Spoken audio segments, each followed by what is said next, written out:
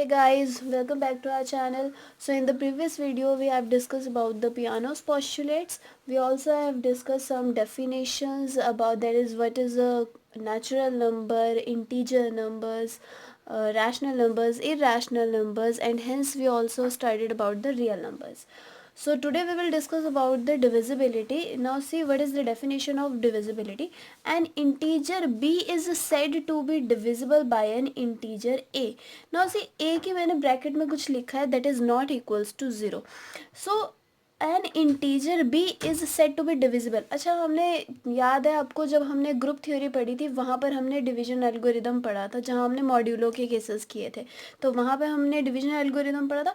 तो division algorithm होता क्या था, that is dividend is equals to divisor into quotient plus remainder. इसको हम डिवीजन एल्गोरिदम बोलते थे. तो यहाँ पर अब बात चल रही है an integer b is said to be divisible. अब now b is said to be divisible, तो मतलब b क्या है, हमारा डिविडेंट है. तो यहाँ पर वैल्यू पुट कर देती हूँ, b is dividend is equals to, अब is divisible by an integer, जो उसको डिवाइड कर रहा है वो कौन है, a.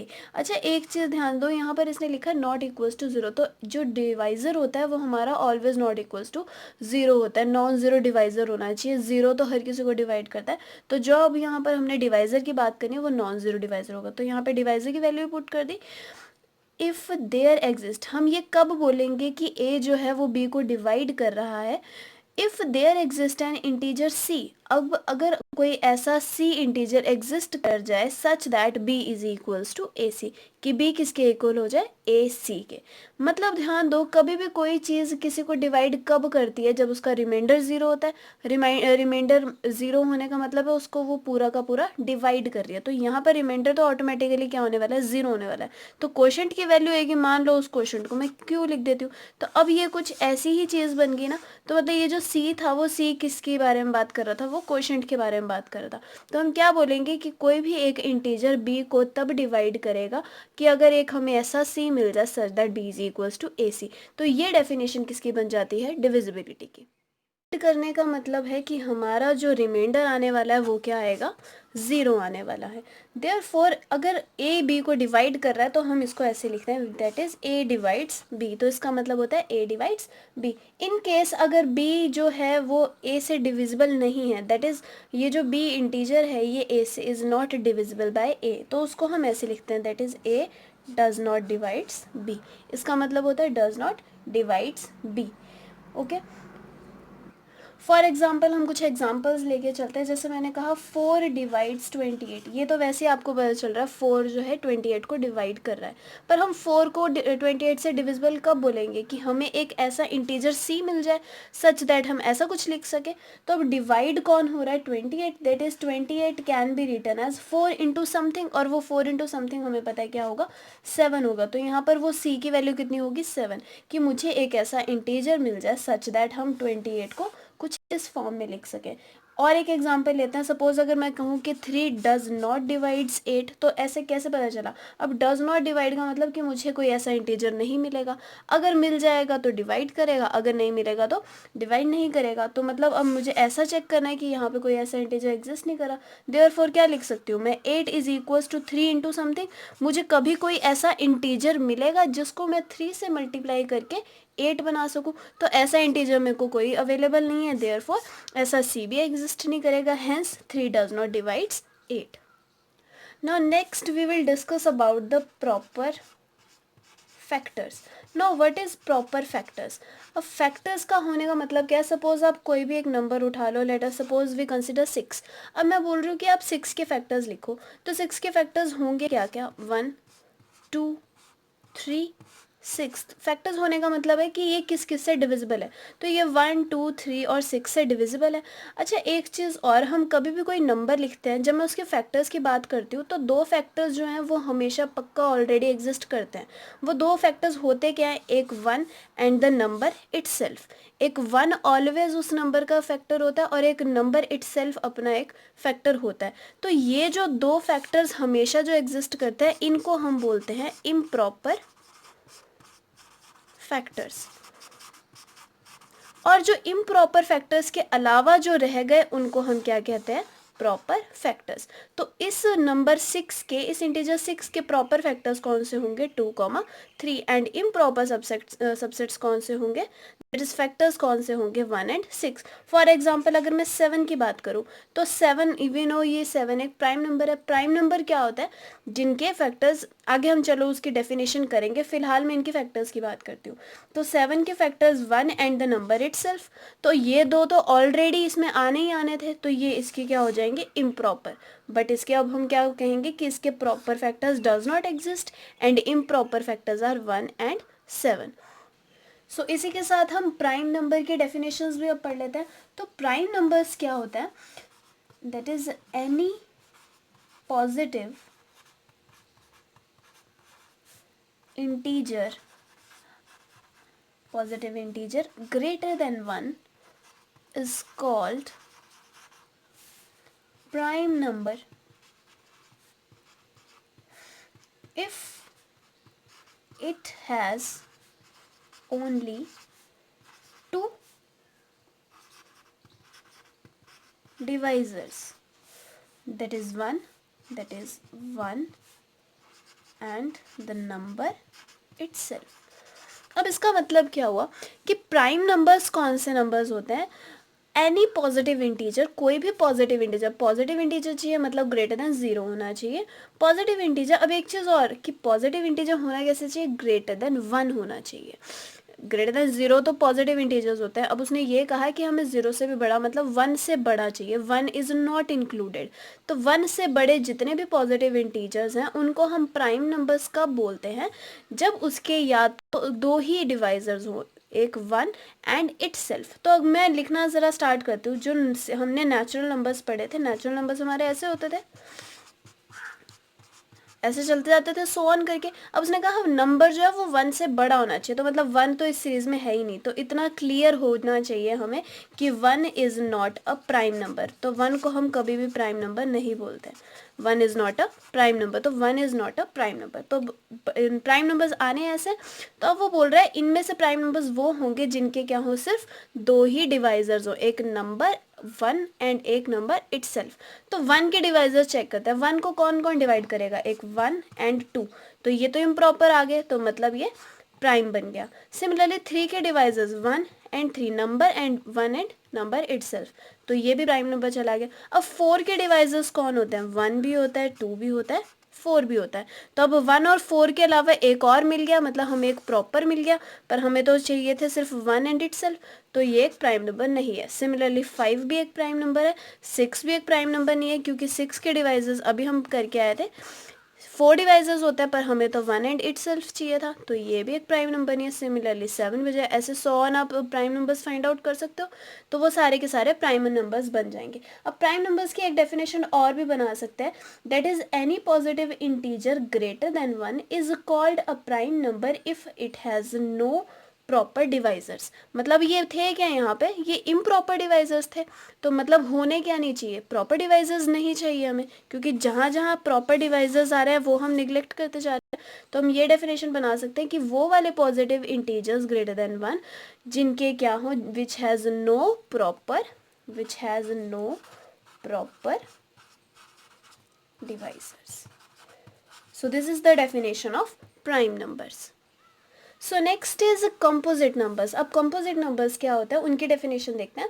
Any positive integer greater than 1 which is not a prime. अब ये भी ग्रेटर देन 1 होने चाहिए, तो ग्रेटर देन 1 हमारे नंबर्स कौन से थे, 2, 3, 4, 5, 6, 7 सो ऑन अप टू चले जाएंगे आगे तक, विच इज नॉट प्राइम नंबर्स। अब जो प्राइम नंबर ना हो उनको हम क्या कहेंगे, कॉम्पोजिट नंबर। सिंस हमने अभी पढ़ा कि ये प्राइम नंबर था, ये भी प्राइम नंबर था, और ये भी प्राइम नंबर था, ये भी प्राइम नंबर था, तो मतलब 4 और 6 और आगे चलते जाएंगे, जितने भी हमें ऐसे नंबर्स मिलेंगे, या फिर हम क्या कह सकते हैं, जिनके हमें प्रॉपर डिवाइजर्स मिल जाएंगे, उन नंबर्स को हम क्या कहेंगे, कॉम्पोजिट नंबर्स। सो सिंपली हमने यही याद रखना है कि जो प्राइम नंबर्स नहीं होते हैं उनको हम क्या कहते हैं, कॉम्पोजिट नंबर्स। सो इसी से एक चीज़ हमें पता चल गई, हमने स्टार्टिंग में पिछली वीडियो में हमने नेचुरल नंबर्स के बारे में पढ़ा था, और नेचुरल नंबर्स होते कहाँ से थे हमारे start 1 2 3 4 5 6 so on up to ऐसे चलते जाते थे। अब ध्यान दो, इनमें से कुछ नंबर्स जो थे उनको हमने प्राइम कह दिया, कुछ को हमने कंपोजिट बोल दिया, 1 को छोड़ के, क्योंकि हमने दोनों डेफिनेशंस में क्या पढ़ा है, number greater than 1, integers greater than 1। तो 1 को छोड़ के कुछ जो नंबर्स थे वो प्राइम मिल गए हमें, कुछ कंपोजिट मिल गए। तो इस 1 को जो रह गया, इस 1 को हम बोलते हैं यूनिटी। तो मुझे एक चीज़ पता चल गई कि जो हमारे नेचुरल नंबर्स हैं इनको हम 3 क्लासेस में डिवाइड कर सकते हैं। इन नेचुरल नंबर्स को हम 3 क्लासेस में डिवाइड कर सकते हैं। दैट इज़ फर्स्ट क्लास जिसमें तो अकेला 1 आएगा, उसको हम क्या कहेंगे, जिसमें आएगी अकेली unity. Second class is prime numbers, and the third one is composite numbers. तो थर्ड वन को हम बोलेंगे कंपोजिट नंबर्स। तो इन तीनों को मिला के, that is unity, prime numbers, composite numbers, हमें क्या मिल जाते हैं, सारे के सारे नेचुरल नंबर्स मिल जाते हैं। जिसमें हमें एक चीज अच्छे से ध्यान रखनी है कि 1 is neither a prime nor a composite number. ना तो 1 हमारा प्राइम है और ना ही 1 हमारा कॉम्पोजिट नंबर है। अच्छा, इसमें एक चीज़ और अगर मैं बात करूं कि हमें एक ऐसा इवन नंबर बताओ जिसका जो प्राइम नंबर हो। तो स्टार्ट करें यहाँ से, मुझे दिख रहा है 2 एक प्राइम नंबर है और ये इवन भी है। तो 2 जो है वो अकेला एक ऐसा इवन नंबर है जो कि क्या है, प्राइम नंबर है। और 2 के बाद अगर हम कोई भी इवन नंबर उठाएंगे उसमें हमेशा 2 एक हमें डिविजिबल हमेशा मिलेगा, एक फैक्टर हमेशा मिलेगा। तो अगर एक फैक्टर 2 ऑलवेज आ रहा है तो मतलब एक हमें प्रॉपर से फैक्टर भी मिल रहा है। तो प्राइम की डेफिनेशन में तो उसने कहा है हमें प्रॉपर डिवाइजर कोई चाहिए नहीं, इसलिए अकेला 2 एक ऐसा इवन प्राइम है। सो गाइज, यहाँ पर कुछ ऐसी प्रॉपर्टीज़ होती हैं, उनमें से मैं आपको एक प्रूव करके दिखा देती हूँ सिंपल सी। बाकी सारी प्रॉपर्टीज़ ऐसे ही सॉल्व होती हैं, आप ट्राई करके देखना, नहीं समझ आएगा तो आप उसको ज़रूर क्वेश्चन को पूछना, हम डिस्कस कर लेंगे। जैसे सपोज आपके पास एक क्वेश्चन उसने गिवन है कि हमें दिया है उसने A divides B and B divides C। तो हमने प्रूफ क्या करना है, this implies A divides C। मतलब क्वेश्चन में आपको क्या गिवन है कि A B को डिवाइड कर रहा है, B C को डिवाइड कर रहा है, तो प्रूफ करो कि A भी C को डिवाइड कर रहा है। अब ये डिविजिबिलिटी की डेफिनेशन लगेगी, तो ध्यान देना, डिविजिबिलिटी की डेफिनेशन क्या बोलती है कि हम कब बोलते हैं A डिवाइड्स B, कि मुझे एक देयर एग्जिस्ट एक ऐसा C मिल जाए सच दैट क्या होगा, B is equals to AC होगा। तो ये तो डिविजिबिलिटी की डेफिनेशन है, इसको मैंने साइड में अलग से लिख लिया। अच्छा ध्यान दो, अब ये C और ये C दोनों अलग हैं, यहाँ पे डिफरेंट है, क्योंकि यहाँ पर ये जो C है ये कोई और C की बात कर रहा है, यहाँ पर उसने अलग से 2 नंबर्स उठाए हैं। ओके, तो इन C's में कंफ्यूज नहीं होना। तो मैं पहले, अब हमें ये चीज़ गिवन है that is A divides B, ये चीज़ वाइस वर्सा होती है, अगर ये चीज़ है तो डिविजिबिलिटी, अगर डिविजिबिलिटी है तो पक्का एक ऐसा C मिलेगा। तो मैं इसको उठाती हूँ, सिंस मैं using the definition of divisibility, अगर एक B को डिवाइड कर रहा है तो देयर एग्जिस्ट, अब पक्का कोई ऐसा, अब C नहीं लेंगे क्योंकि C इसने ऑलरेडी यहाँ पे क्वेश्चन में मेंशन है, तो मैं C की जगह कुछ और K उठा लेती हूँ।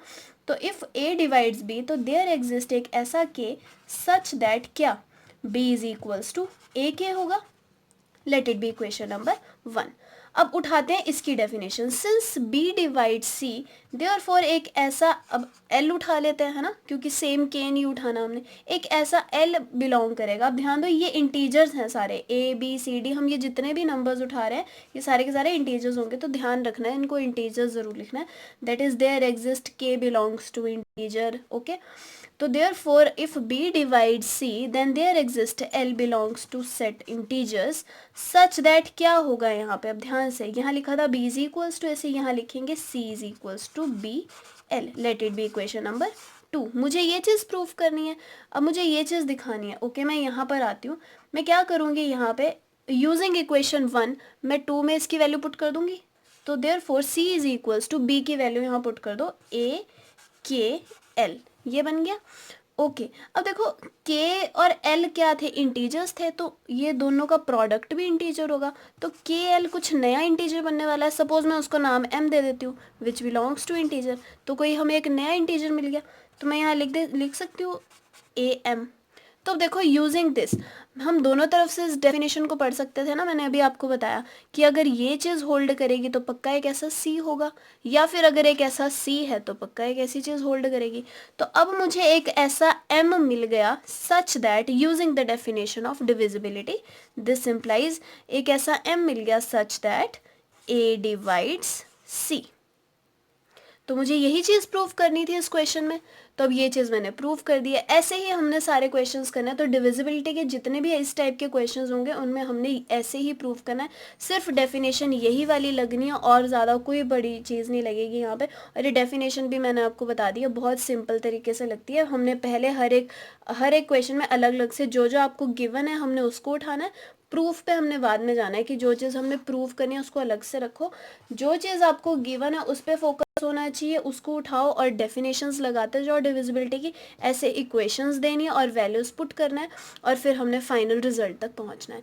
सो गाइज अभी के लिए इतना ही। आज हमने डिविजिबिलिटी की डेफिनेशन अच्छे से पढ़ ली है। नेक्स्ट वीडियो में हम डिवीजन एल्गोरिदम के ऊपर जाएंगे, उसको अच्छे से देखेंगे, उनके क्वेश्चंस को सॉल्व करेंगे। टिल देन टेक केयर और हमारे चैनल को सब्सक्राइब करो, और जो भी कोई डाउट आता है उसको प्लीज़ मेंशन करो और मुझे बताओ अपने फीडबैक्स, ताकि हम और अच्छे से इनको रिवाइज कर सकें और अच्छे से बेटर वीडियोस